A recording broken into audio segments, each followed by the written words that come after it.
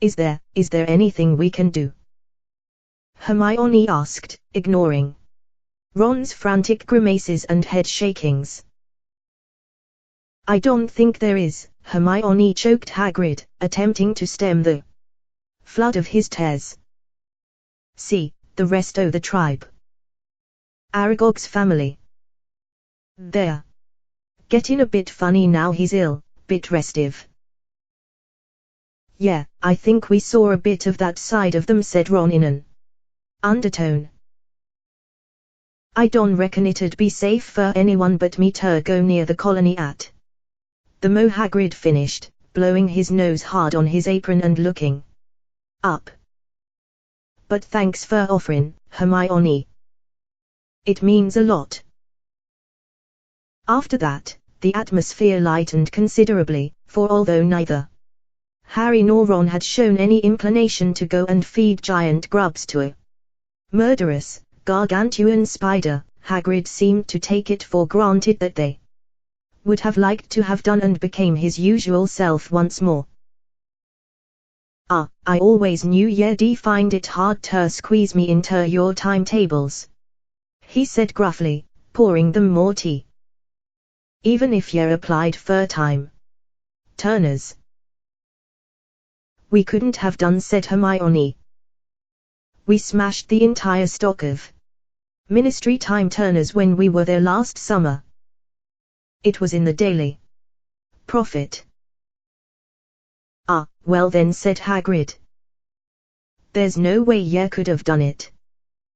"I'm sorry, I've just been worried about Aragog, and I did wonder whether, if Professor Grubbleplank had been teaching you." At which all three of them stated categorically and untruthfully that Professor Grubbleplank, who had substituted for Hagrid a few times, was a dreadful teacher, with the result that by the time Hagrid waved them off the premises at dusk, he looked quite cheerful. "I'm starving," said Harry, once the door had closed behind them and they were hurrying through the dark and deserted grounds. He had abandoned the rock cake after an ominous cracking noise from one of his back teeth. "And I've got that detention with Snape tonight. I haven't got much time for dinner." As they came into the castle, they spotted Cormac McLaggen entering the Great Hall. It took him 2 attempts to get through the doors. He ricocheted off the frame on the first attempt. Ron merely guffawed gloatingly and strode off into the hall after him, but Harry caught Hermione's arm and held her back. "What?" said Hermione defensively. "If you ask me," said Harry quietly, "McLaggen looks like he was confounded this morning. And he was standing right in front of where you were sitting." Hermione blushed. "Oh, all right then, I did it," she whispered. "But you should have heard the way he was talking about Ron and Ginny. Anyway, he's got a nasty temper. You saw how he reacted when he didn't get in. You wouldn't have wanted someone like that on the team." "No," said Harry. "No, I suppose that's true. But wasn't that dishonest, Hermione? I mean, you're a prefect, aren't you?" "Oh, be quiet," she snapped, as he smirked. "What are you two doing?" demanded Ron, reappearing in the doorway to the Great Hall and looking suspicious. "Nothing," said Harry and Hermione together, and they hurried after Ron. The smell of roast beef made Harry's stomach ache with hunger, but they had barely taken 3 steps toward the Gryffindor table when Professor Slughorn appeared in front of them, blocking their path. Harry, just the man I was hoping to see," he boomed genially, twiddling the ends of his walrus mustache and puffing out his enormous belly. "I was hoping to catch you before dinner. What do you say to a spot of supper tonight in my rooms instead?" We're having a little party, just a few rising stars. I've got McLaggen coming and Zabinai, the charming Melinda. Bobbin, I don't know whether you know her. Her family owns a large chain of apothecaries, and, of course, I hope very much that Miss Granger will favor me by coming too. Sloane made Hermione a little bow as he finished speaking. It was as though Ron was not present. Sloane did not so much as look at him. I can't come, Professor, said Harry at once. I've got a detention with Professor Snape. Oh dear, said Sloane, his face falling comically. Dear, I was counting on you, Harry. Well, now, I'll just have to have a word with Severus and explain the situation. I'm sure I'll be able to persuade him to postpone your detention. Yes, I'll see you both later. He bustled away out of the hall. He's got no chance of persuading Snape, said Harry, the moment Sloane was out of earshot. This detention's already been postponed once. Snape did it for Dumbledore, but he won't do it for anyone else. Oh, I wish you could come, I don't want to go on my own, said Hermione anxiously. Harry knew that she was thinking about McLaggen. I doubt you'll be alone, Ginny'll probably be invited, snapped Ron, who did not seem to have taken kindly to being ignored by Sloane. After dinner they made their way back to Gryffindor Tower.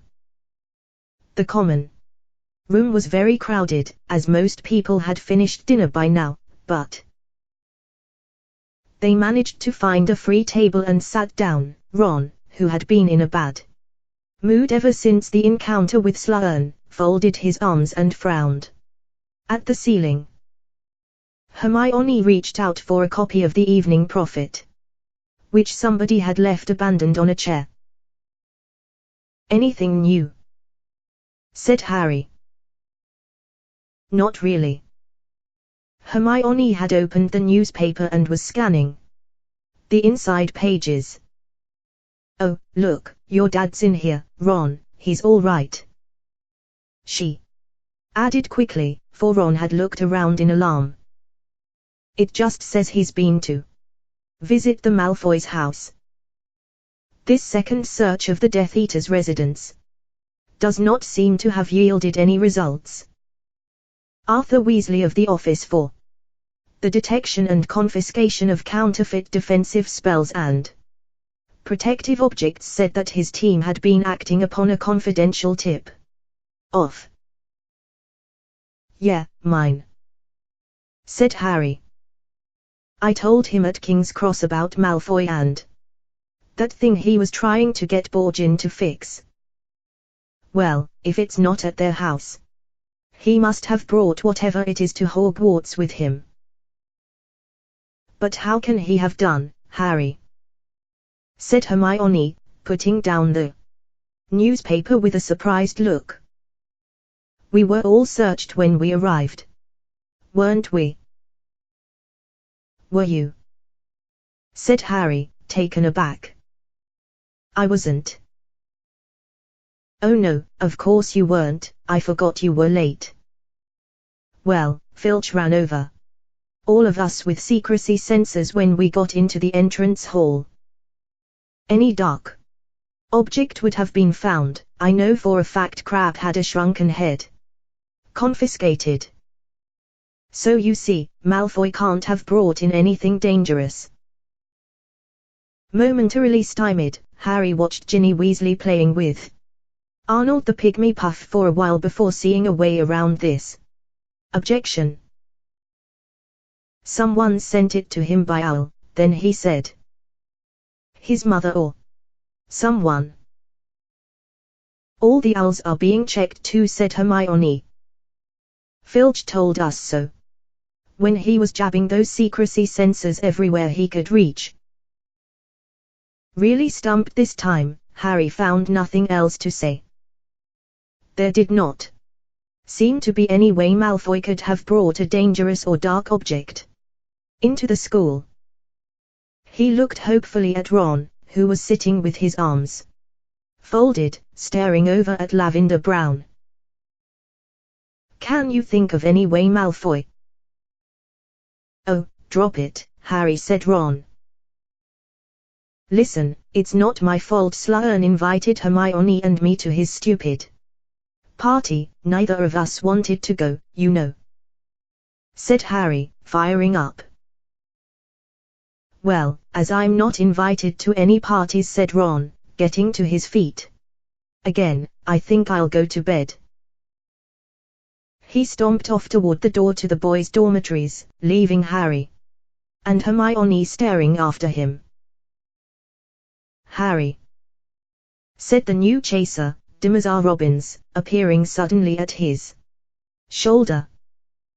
I've got a message for you. From Professor Slughorn? Asked Harry, sitting up hopefully. No, from Professor Snape, said Dimazar. Harry's heart sank. He says you're to come to his office at 8:30 tonight to do your detention. No matter how many party invitations you've received. And he wanted you to know you'll be sorting out rotten flobberworms from good ones, to use in potions and he says there's no need to bring protective gloves. Right, said Harry grimly. Thanks a lot, Dimazar. Chapter 12, Silver and Opals. Where was Dumbledore, and what was he doing? Harry caught sight of the headmaster only twice over the next few weeks. He rarely appeared at meals anymore, and Harry was sure Hermione was right in thinking that he was leaving the school for days at a time. Had Dumbledore forgotten the lessons he was supposed to be giving Harry? Dumbledore had said that the lessons were leading to something to do with the prophecy. Harry had felt bolstered, comforted, and now he felt slightly abandoned. Halfway through October came their first trip of the term to Hogsmeade. Harry had wondered whether these trips would still be allowed, given the increasingly tight security measures around the school, but was pleased to know that they were going ahead. It was always good to get out of the castle grounds for a few hours. Harry woke early on the morning of the trip, which was proving stormy, and whiled away the time until breakfast by reading his copy of Advanced Potion Making. He did not usually lie in bed reading his textbooks. That sort of behavior, as Ron rightly said, was indecent in anybody except Hermione, who was simply weird that way. Harry felt, however, that the Half-Blood Prince's copy of Advanced Potion Making hardly qualified as a textbook. The more Harry pored over the book, the more he realized how much was in there, not only the handy hints and shortcuts on potions that was earning him such a glowing reputation with Slughorn, but also the imaginative little jinxes and hexes scribbled in the margins, which Harry was sure, judging by the crossings out and revisions, that the prince had invented himself. Harry had already attempted a few of the prince's self-invented spells. There had been a hex that caused toenails to grow alarmingly fast. He had tried this on Crabbe in the corridor, with very entertaining results, a jinx that glued the tongue to the roof of the mouth, which he had twice used, to general applause, on an unsuspecting Argus Filch, and, perhaps most useful of all, Muffliato, a spell that filled the ears of anyone nearby with an unidentifiable buzzing, so that lengthy conversations could be held in class without being overheard. The only person who did not find these charms amusing was Hermione, who maintained a rigidly disapproving expression throughout and refused to talk at all if Harry had used the Muffliato spell on anyone in the vicinity.